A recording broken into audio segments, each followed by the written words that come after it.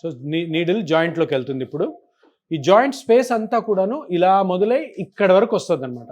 So ఇక్కడ జాయింట్లో ఉన్నామా లేదా అని తెలుసుకోవడం కోసము ఇక్కడ ఒక చిన్న కాంట్రాస్ట్ ఇంజెక్ట్ చేసి చూస్తాము. దాని ద్వారా మనకు అర్థం అవుతుంది అనమాట మనం జాయింట్లో ఉన్నామా లేదా అని. ఇది చూసారా, ఈ జాయింట్లోంచి ఫ్లూయిడ్ కూడా ఉంది, ఆ ఫ్లూయిడ్ తీసేస్తున్నాం. ఎందుకంటే ఈ జాయింట్ రెండు అరగడం వల్ల, ఆ గుజ్జు లేని వల్ల మనకి కొంత నీరు కూడా లోపల అక్యుములేట్ అయింది. ఆ నీరు కూడా తీస్తున్నాం అనమాట. మామూలుగా జాయింట్లో నీరు ఉండకూడదు. నీరు ఎందుకు వచ్చింది? నీకు దీనికి బ్లడ్ సప్లై తగ్గిపోయి ఇది పోయి అతుక్కుంది కదా, ఆ రాపిడి వల్ల నీరు వచ్చింది అనమాట. ఇప్పుడు మనము కాంట్రాస్ట్ ఇంజెక్ట్ చేస్తున్నాము. అదిగో చూసారు, జాయింట్ ఇదంతా జాయింట్ స్ప్రెడ్ అవుతుంది. ఇంకా తోడదో చూసారు, ఇక్కడ కూడా వచ్చింది చూసారా, ఇదంతా జాయింట్ అంతా స్ప్రెడ్ అయింది ఇప్పుడు.